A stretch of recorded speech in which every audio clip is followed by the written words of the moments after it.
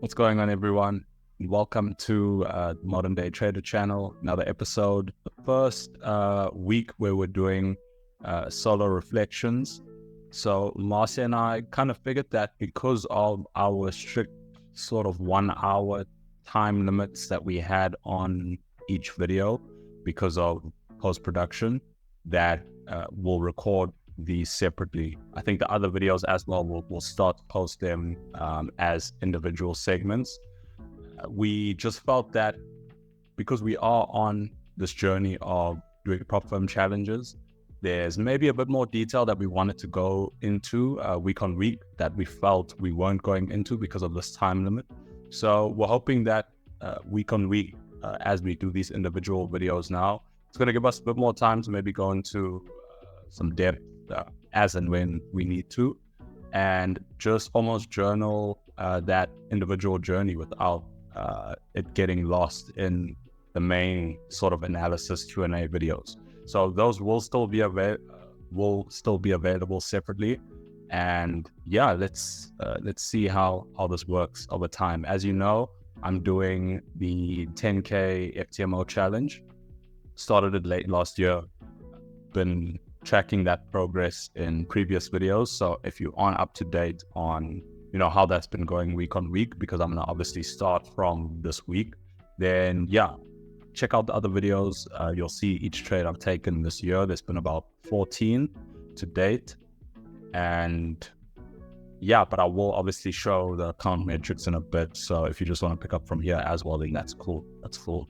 So let's jump on the charts or the review and see how we're looking. So as you guys can see, so one trade for me this week, to be honest, one trade since the beginning of March. It's just a filter I've had so that there's not noise.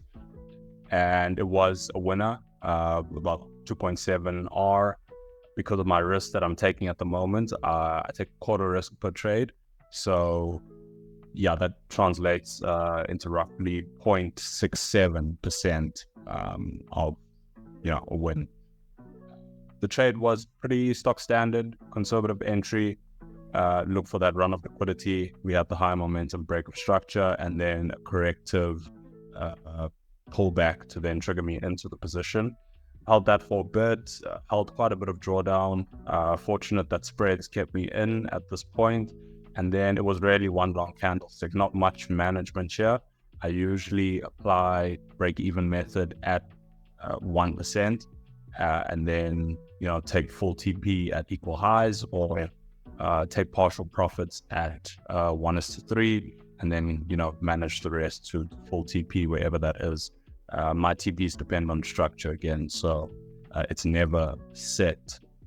So yeah, 2.7 R clean trade, played out quite quickly, and we are up for the week or the month. Still early in the month, so we'll see. Looking at the account metrics, you can see same account as I've been showing, unlimited time frame, which is really helping me keep in the game. And just scrolling down a bit, you can see, yeah, been trading it. Not sure if this is correct, but I'm not sure what they use for those minimum trading days. Oh no, I've taken trades over 17 days, basically. That's what that means. But you can see here, that's the one position I took this week, only position for the month. So in terms of start to date return, in terms of I started this on the 10th of November. Start to date return, current equities sitting at $9,773 off a 10K account, currently down about 2.26%. Year to date, return is actually up 0.5%, 0.57 to be exact, and then month to date is obviously up 0.67%. So just coming back to my main trading journal, if I cancel out that filter, what you guys will see is that then I am practically, still, if it was 1:1, if it was a full risk in terms of full 1% risk taken for each trade, then I'd be up about 2.5% for the year. But then obviously because of my risk, and my risk has been pretty standard the whole year, quarter risk per trade. That's why it's about 0.5% up. Fairly neutral, I guess, start to the year.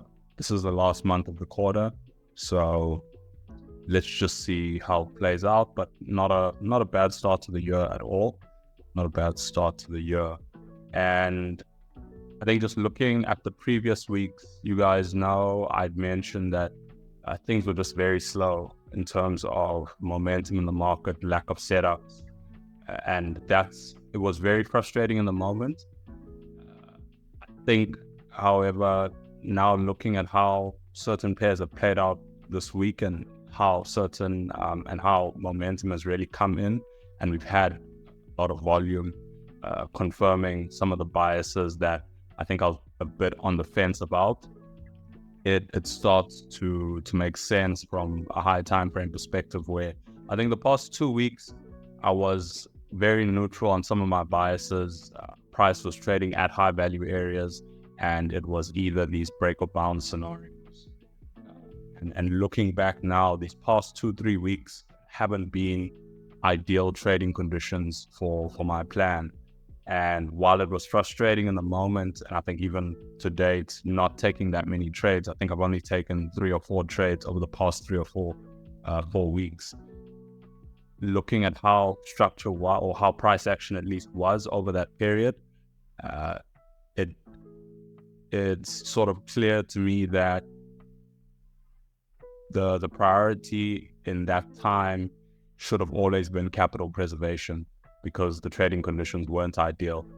And now that for a few of the dollar pairs, dollar index, Euro USD, USD ZAR, price is starting to trend at least again. I'm more confident of the biases, momentum's coming back into the market, and now I see we're switching into a period that I think is a lot more ideal to trade in, a lot more ideal to be aggressive in. And that's something that I want to backtest a bit and focus on. And it's that I need to become a lot more aware of when the market is giving me ideal trading conditions and isn't, because the frustration really seems like it's been as a result of not being aware of, okay, look, trading conditions aren't ideal, capital preservation takes preference. So naturally I won't take a lot of trades because I need certain criteria to be met for me to enter. But now that things are flipped, there's a lot more confidence going into the market, knowing that, okay, I can be more aggressive in pulling the trigger, but I know that's because price is playing out in a manner that, responds well to my strategy, and there's not a lot of uncertainty, at least mechanically, in terms of what I'm looking for and what I anticipate to happen. So that being said, I'm quite chuffed, or I'm happy with how I've managed that period of low momentum, and I'll go into that on the charts in the analysis session. But yeah, again, typically in a month, take about 6-7 trades. So taking like 1 a week is just below that benchmark. But again, it's understanding how's the market trading at the moment, because ultimately we have to wait for setups to come to us. We can't force setups, because when we start to force setups, then that's where we start to make mistakes. And yeah, I think there's a level of understanding that at least I've taken away from this first quarter, and I'll obviously look to incorporate that going forward, so that the results, it's all towards getting the results up and just improving as a trader. So yeah, not much to speak on in terms of trades taken, but remember guys, even when you don't take a lot of trades in a week, or where there's been a few losses, I think there's just always something you can learn week in, week out, and try to get yourself into that frame of mind of, always trying to take lessons from the market, despite what your results are, despite what your frequency of executing trades is, because that's how we just continuously improve over time. So yeah, thanks for tuning into this week's review, this week's reflection, and I'll see you guys next week. Cheers.